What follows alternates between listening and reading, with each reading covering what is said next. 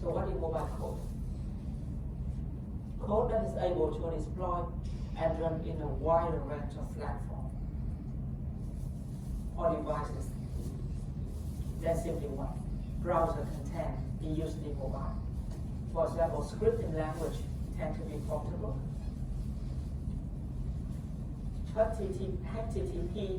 HTTP basic asset authentication. So it was defined and released in 1996. This is a simple mechanism in which a client like you send your username and password to server or to some other website. To server, but in unencrypted form. And then you believe that the protocol they are protocol in communication like SSL or TSL, they are secure. So that's why when you send a password and if you use them, you think that it is secure.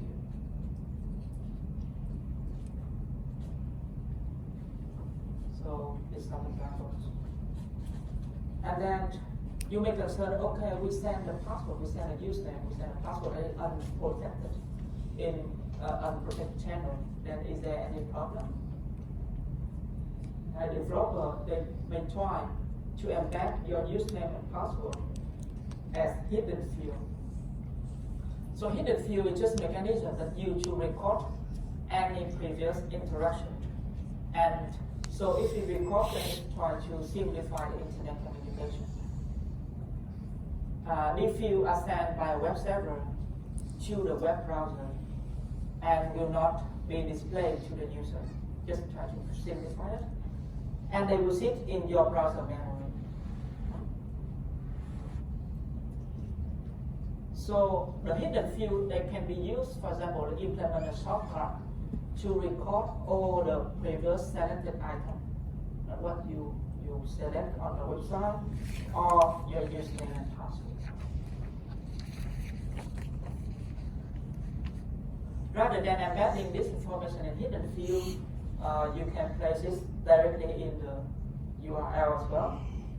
So for example, you can have a username and password that embedded into URL.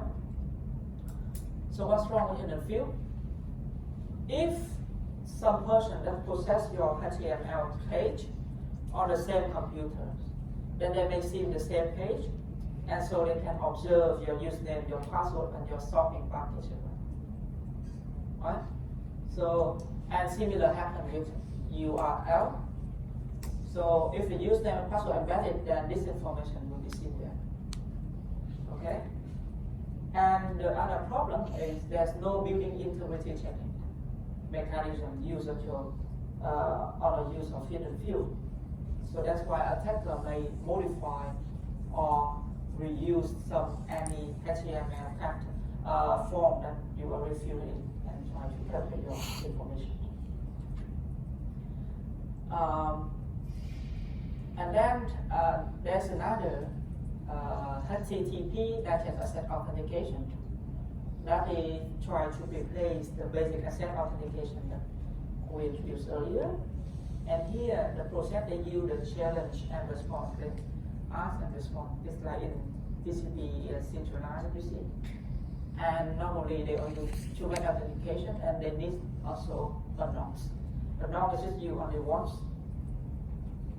just for the valid that round of communication only. So the response can calculate it in several steps. They use the hash function. They try to hash username, authentication, rem, and password, and then they hash with the get, like for example, hash any method and digest URL. For example, get or index.html, and to get another head HU, and then they hash again some other information to get the response. For example, like this.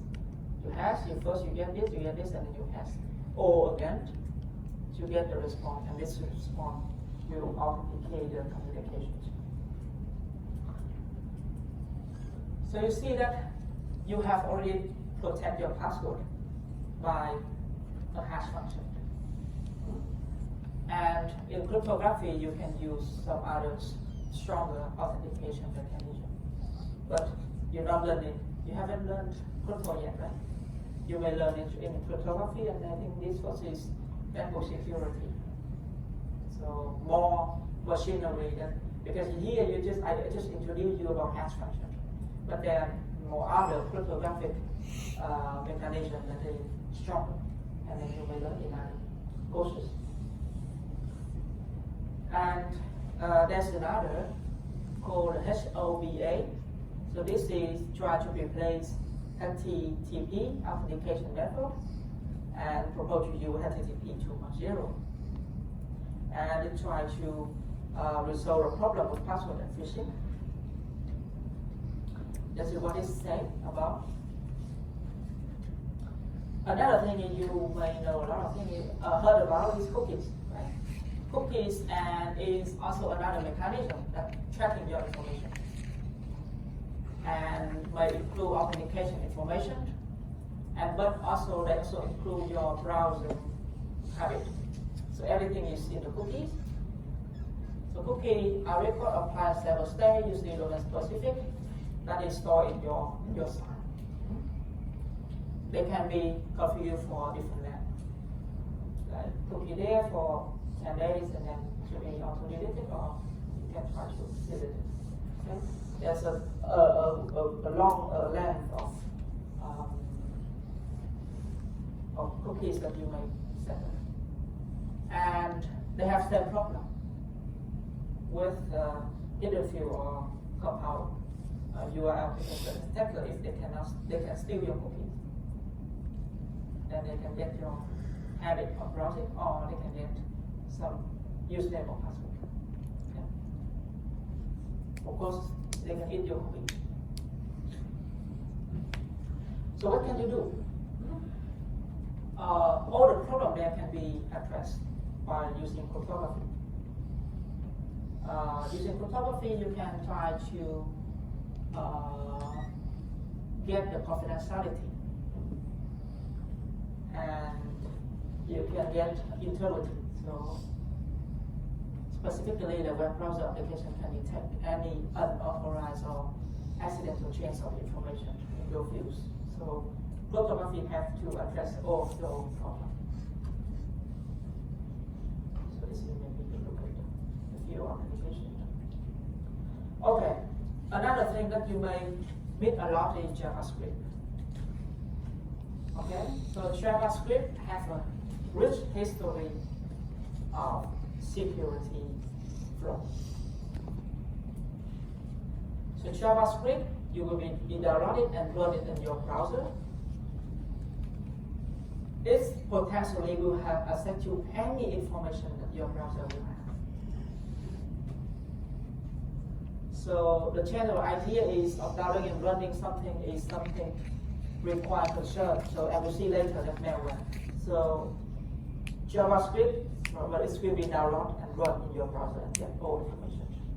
And then the attacker will exploit it to do the denial of service attack. So can use to mount any effective denial of service attack against your web browsers. Mostly they will try to crash your browser. This is vulnerable because of the amount of control active content they have generated over your web browser. And the attack can be resident on your web page, or they can be sent to other users with JavaScript enabled in the email, for example. So here is an example. If you run the code, then the code will run over the network. Okay? It's run around and around producing any alert. So if you push OK, cancel, then another one will happen. You kill the whole browser processing using Task Manager. If you don't know how to use task managers, then you probably need to restart your computer. So that means it's a very successful denial of service. Right? That's why most browsers will have JavaScript installed by default. And if they don't, then most of the time they will give you any alert. Have you seen any alert? Are you allowing JavaScript on this? Okay.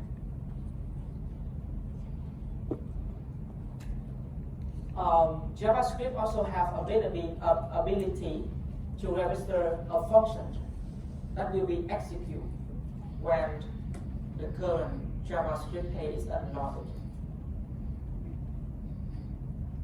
So some malicious or irritating site on internet, they use this feature to bring up new windows when you attempt to close it. So when you close, and another window just pops. Close this window, another window just pops. So they try to want to exploit against browser is if you have an HTML file with embedded JavaScript attack, that causes two new windows to be opened every time you attempt to close the window on which the HTML page resides. So every closing, then it will open up others. And here example, you can have a look. Here is trying to open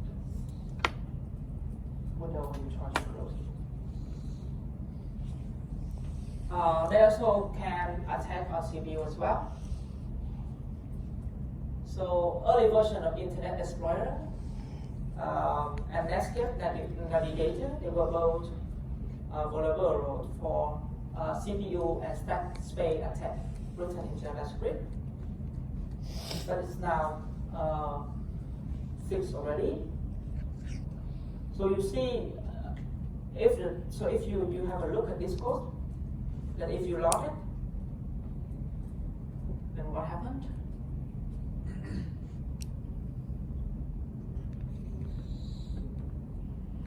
So if you load it into either browser, the browser becomes unresponsive.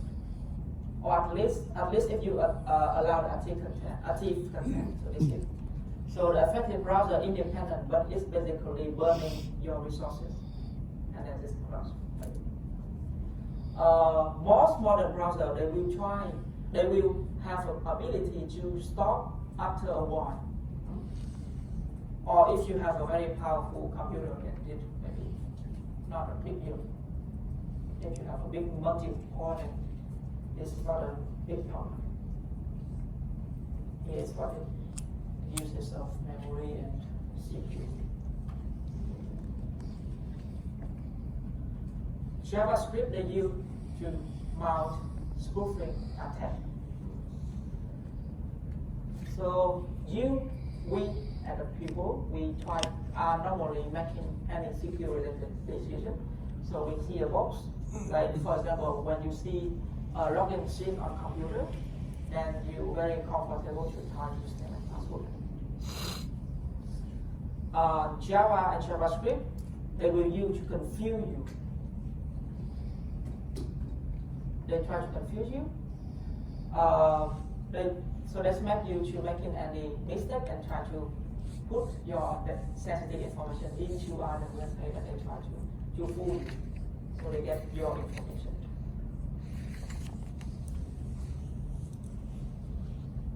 So here is some example. JavaScript, they have several tools.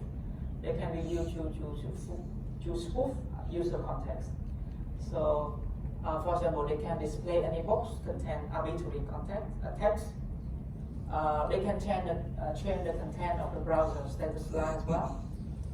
So, for example, if the system browser normally display the URL, that will be accepted if user click on the link. But by using the JavaScript, you can make a user believe that one URL actually points to somewhere else. So try to spoof the link so that they believe that it's on something else. PHP is it has several size scripting language that use to be web page and can be used as HTML. It can be run in either common gateway interface, and it's used because it's easy to use and very fast. Okay? You may have a look at it, more about security of PHP. So a simple example of PHP script is this one. So if you look at this, then it's like easy, right? Easy to understand. And variable is similar to the Perl variable. It has a dollar sign, and when you run it, you will see how this look like. What's the problem with PHP? Okay? So the first problem is opening or including any file, which is PHP can encompass based on user input without any checking. So, for example, you can put here without any checking, then this may be dangerous because this is a password file in your computer. Other is trying the PHP register all kind of external variable in the global namespace, and there's no way to ensure that those variables can any authentic data that can be trusted, and then it's very easy to be possible for injection attack. The last one is the invalid user input can also be fed into some execution of external program that may cause the problem. Some others code that this is insecure, but you may have to look more. And there's another step mode, so PHP step mode that can be used to try to disable some certain function that may be insecure. It's very useful for internet service provider where different individual or organization they are using the same resources. And here's some other configuration block for the control the step mode in PHP. Are you writing any web page by PHP? No. One of the most common and very dangerous one is XSS. So this is called cross-site scripting. This is exploit the vulnerability by using dynamic web content. So this involves the use of low vulnerability, trying to gather the information of you that they shouldn't gather. So this website gives you some video about SSH. Maybe we look some video to see what is it.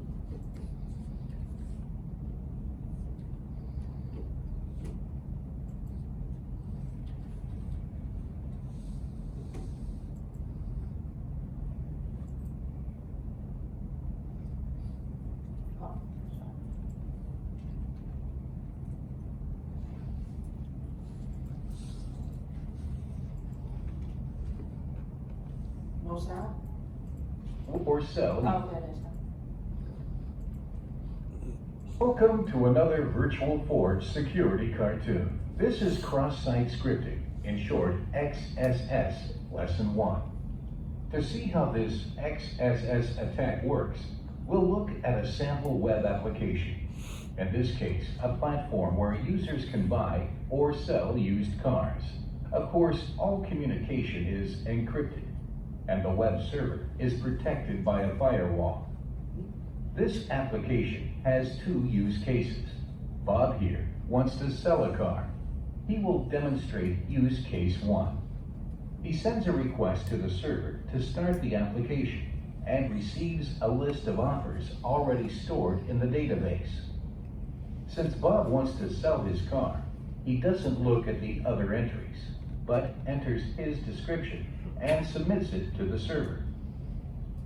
Please note that Bob is logged on to the system, and his session identifier is stored in a so-called cookie. This cookie is sent along with every request in order to maintain the session and keep Bob, or any other user, authenticated.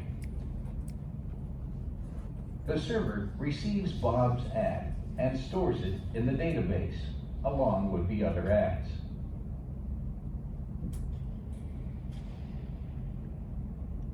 And of course, Bob receives a packet from the server containing a notification that his ad was processed successfully.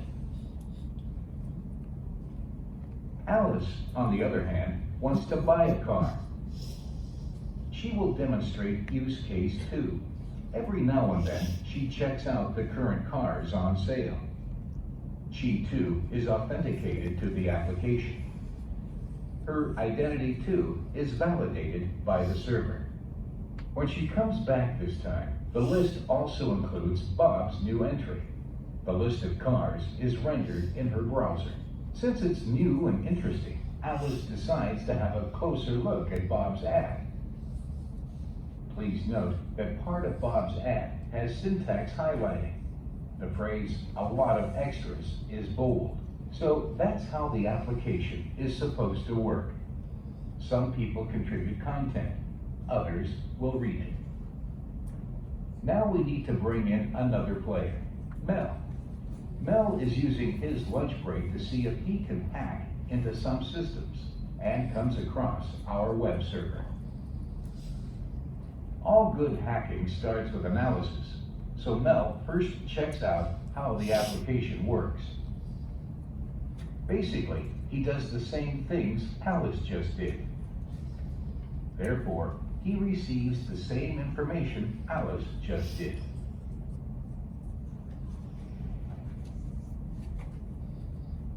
But he looks at the results a little differently. Why is there some text written in bold letters? It seems that HTML tags are allowed input. Maybe any HTML tags. Let's see if Mel can exploit that. First, he needs a headline that draws attention. Now, what if he enters JavaScript code instead of a detailed description for his car?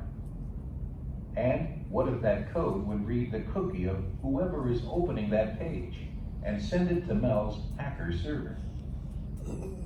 Mel saves his malicious ad to the server, and it is processed and stored in the database the same way Bob's ad was before. After this successful little lunch break, all Mel has to do is wait. Wait for someone else to open his malicious ad.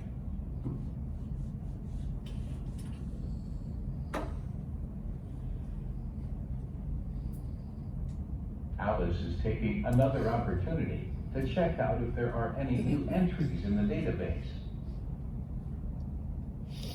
Again, her identity is validated by the server.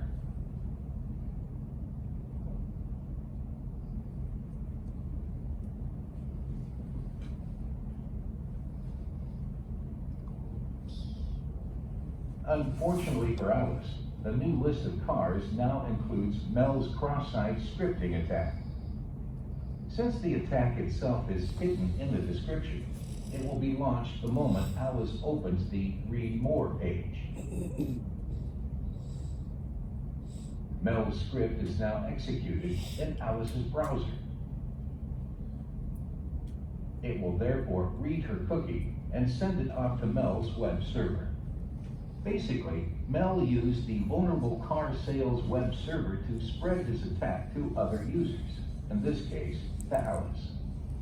Mel's server is programmed to immediately send an email to him when any new cookies are delivered.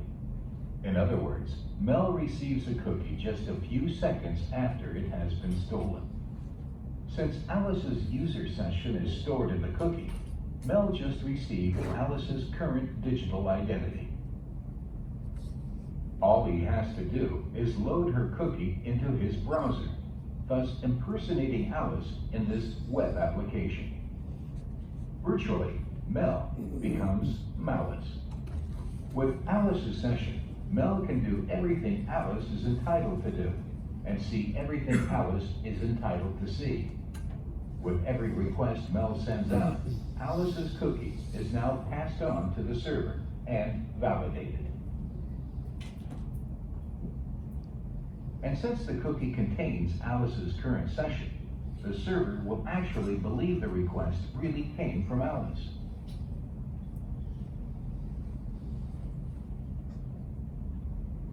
Naturally, this is something Alice doesn't want, but she can't do anything about it. She doesn't even know that this is happening.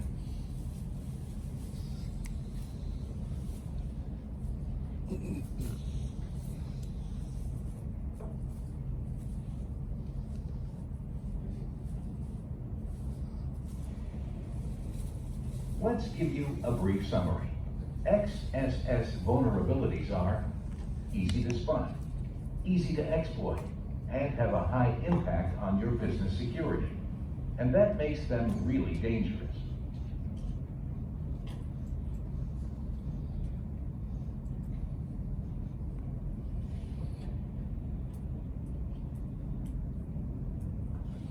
But you see why this is quite significant? Because potential vulnerable signs are really easy for various person to detect, and some vulnerability widespread. So you see in previous examples that there's some vulnerable signs, and then what's the name? The attacker may see the vulnerability and try to, and can see it. And the attack is easy to launch. Fixed proactive and with retrospective is poor as well. So you want to see this for more detail about cross-site scripting. So you see that what XSS can do, they can do anything that user can do in your own system.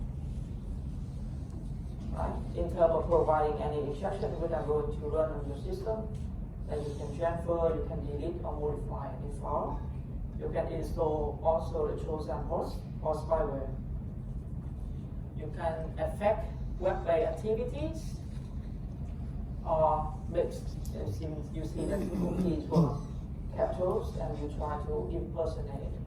So in the video we see that that's impersonate Alice, right? And he becomes Alice.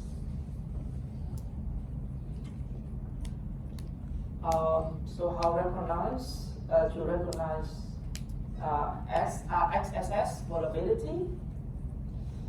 So if the active content is allowed to be embedded within fields the user can enter, then there is a potential for XSS vulnerability in JavaScript, VBScript, FTX, and there are many examples that you may try to read in the actual reading. From the view of the attacker, it's very easy to check by simply submitting someone with some statement containing some active content to see if it's vulnerable or not, as we see in the video. And you may read more about other types of XSS attack that I put in the slide that we captured from Wikipedia, some examples. Okay. And how to protect it? Okay. So the first is we should have positive validation of all fields. We should have a complete policy, specifically what is allowed and what, and a default deny rule against anything else. Okay. And the other thing is we encode the output. We try to encode the output because, and before we can, so that we can, so it's output and it's maybe executed, and we try to encode it to avoid the execution, and we may try to read more at home. Okay? Any questions? Maybe you may try to mimic the way of the attacker in the video and try to find any vulnerability in some website and try to attack to see if you can see it. Okay, if you don't have any questions, we may have 15 minute break and we move to